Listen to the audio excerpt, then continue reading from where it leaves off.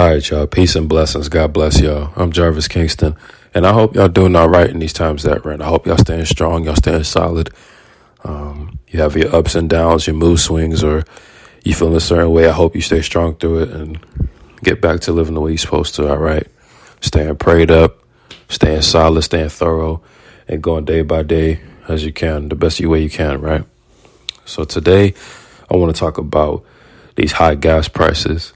I mean, obviously, this is a number one topic a lot of people are discussing, not only just on Twitter, through social media, but also just in real life. You know, you have these encounters with strangers at gas stations, and you're having your conversations with coworkers or classmates or whatever, and you just talk about how high these gas prices are and how crazy it is, right?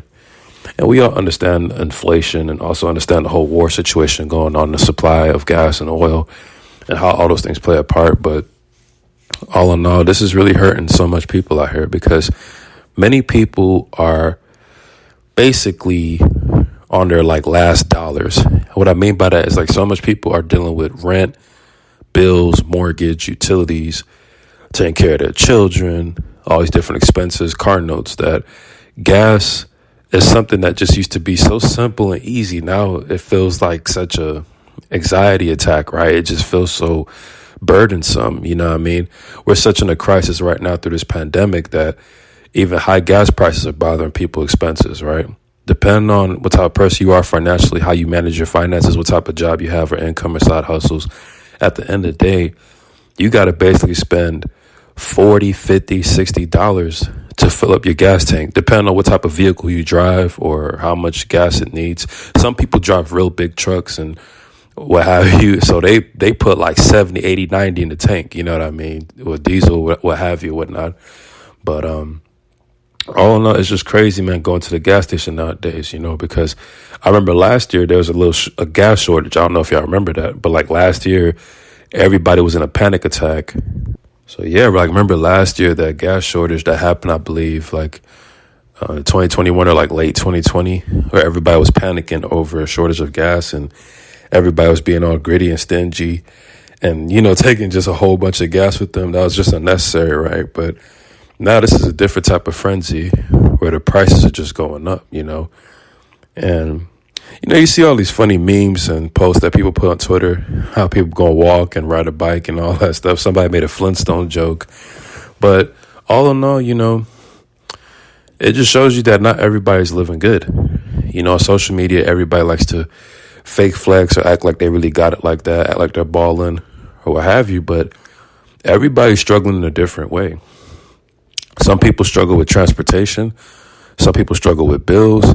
Some people struggle with mortgage. Everyone struggles with some type of thing, right? So it's really crazy out here. And we have to truly humble ourselves and realize that we live in an evil, wicked world.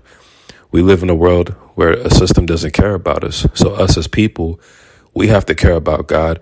We have to care about ourselves, our families, our loved ones, and we have to care for others as well. Because the system don't care about us. These politicians don't care about us. These world leaders don't care about us. These authorities don't care about us. Nobody gives a damn about us, okay? This is a messed up world that we live in. This is a very unbalanced, lopsided world we live in. Only the Most High cares for us. This is why I constantly, in every message I do, I stress baptism and a fresh start and getting right with God, because the Most High Son is the way, the truth, and the life. Through all this craziness, you don't want to suffer and go through all this hell on earth and then end up going to hell in the afterlife or the lake of fire. You know, you want to go through all this crazy stuff that we're going through, but at least have God on your side while you're doing it. At least be with the Lord while you're going through all these hardships, all this crisis, all this crazy stuff. At least have God with you while you're going through this. You don't want to go through this all by yourself with no spiritual protection hedge, without having a relationship with God, without hearing God's voice. Okay? God has a mighty hand. He can help us in so many areas of our lives. God has an outstretched arm. He can help us in our situations. Okay? We have to seek him. We have to change our ways. We have to repent. You know, it's a whole process to it, but he's worthy. Okay? This world is not worthy. There's people walking around not worthy. The Most High is only worthy. And as these high gas prices increase, the cost of living and all these other necessities that we're stressed out about is going to keep going up as well. With inflation, food prices, gas prices, everything's going to go up. Not too many people are going to be able to keep up with this stuff, no matter what type of job or side hustle they have, because all these businesses are going out of shutting down, a lot of bankruptcy, so a lot of people are holding on for dear life when it comes to their jobs and their careers and this living conditions that we're in, okay? So what I want to do is just read this article that's on NBC News and just go from there about this whole situation with high gas prices. Okay, so the title of this article is titled, U.S. Ban on Russian Oil, What This Means for Americans at the Gas Pump. Already elevated oil prices will likely rise, which could send an average gallon of U.S. gasoline past $5 a gallon. And by the way, I'm in the Georgia, South Carolina area, so gas is still like $3.99 around here. Maybe a few parts $4, but still in that $3 mark. Other states are different. Some states got $4, $5, dang near $6 a gallon prices. Man, it's insane. So let's see. Article posted March 8, 2022, 2:14 p.m. Eastern Time by Alicia Fieldstadt and the Associated Press. President Joe Biden's ban on Russian oil comes as gas prices soar to a record high, leaving Americans to wonder how much more will they have to shell out at the pump and if the move will have its intended effect of discouraging Russia's assault on Ukraine. We're banning all imports of Russian oil and gas and energy, Biden said Tuesday in remarks from the White House. That means Russian oil will no longer be acceptable at U.S. ports, and the American people will deal another powerful blow to Putin's war machine. The president warned that the move would possibly increase gas prices in the U.S., but said it was necessary in order to ramp up sanctions pressure on the Russian economy in response to Russia's war on Ukraine. Putin's war is already hurting American families at the gas pump, Biden said. I'm going to do everything I can to minimize Putin's price hike here at home. How will the Russian oil ban affect Americans at the pump? Even though the U.S. largely produces sufficient quantities of crude for domestic consumption, oil is a global market. Jesse Wheeler, a Morning Consult economic analyst, said, if global supply declines, the global price will increase. Wheeler said, as global and U.S. crude prices increase, U.S. gas prices will also be driven higher. The price of gasoline already hit a record high of $4.17 for a gallon of unleaded on Tuesday. According to AAA, that breaks the previous high of $4.10 a gallon set in July 2008. A month ago, oil was selling for about $90 a barrel.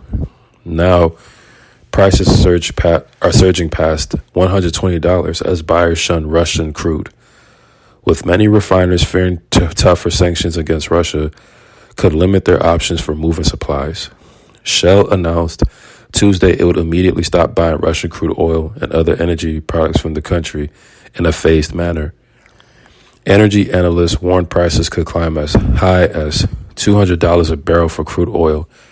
After oil sanctions are imposed by the West, at that level, the average price for a gallon of U.S. gasoline could exceed $5.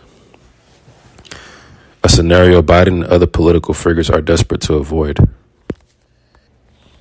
But Biden on Tuesday devoted much of his remarks to redirecting Americans' anger into Russia's President Vladimir Putin, while also encouraging U.S. energy companies to produce more oil domestically. The president has said the U.S. plans to release 30 million barrels of oil from the Strategic Petroleum Reserve as part of a global effort to protect consumers and businesses from rising fuel prices, while the U.S. and its allies target Russia's economy. The U.S. contribution is part of a larger effort with 30 other countries to release 60 million barrels of oil from reserves around the world, he said. How much oil does the U.S. import from Russia? Russian oil accounts for only about 8% of U.S. oil imports. According to the most recent data from last year, that accounts for about 5% of Russia's crude oil exports, according to Rystad Energy.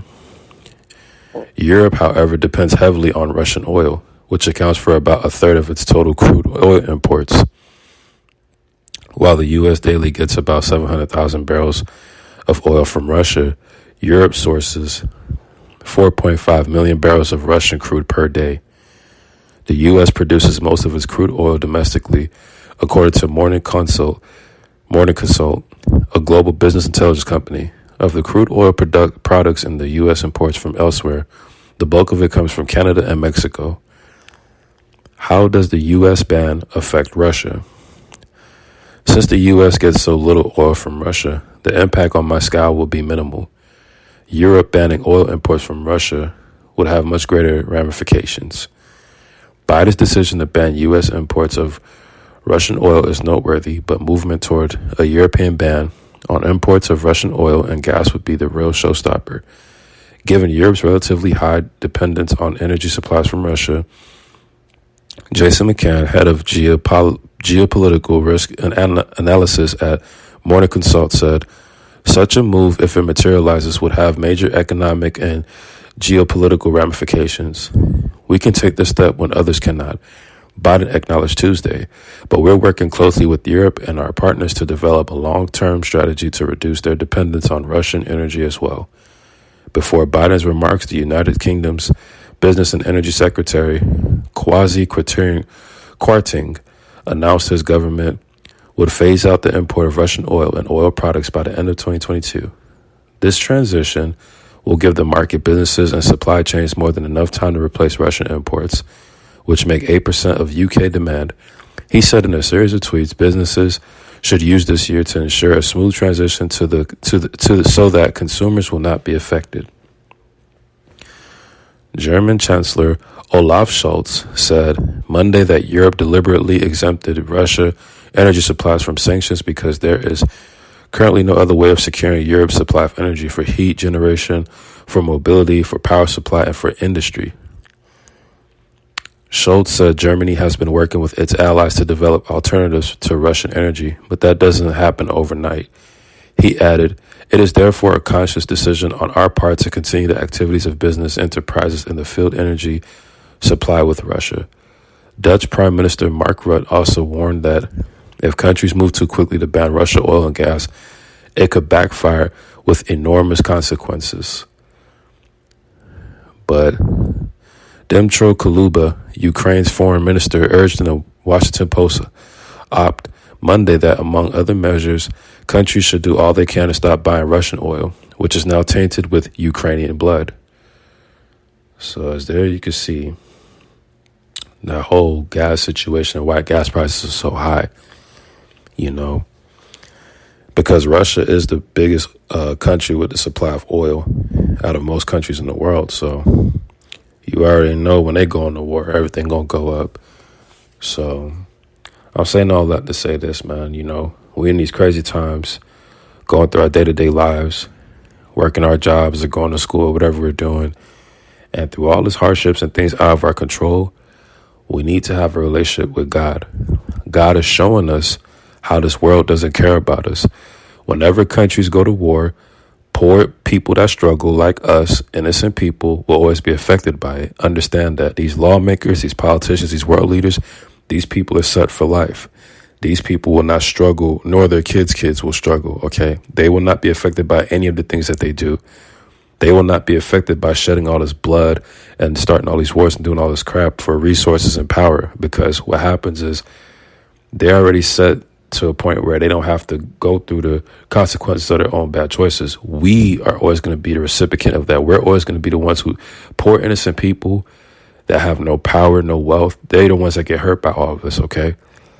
So let us have a relationship with God. Let us put God first. Let us stay prayed up. Let us build our relationship with God much better in these crazy times that we're in, okay?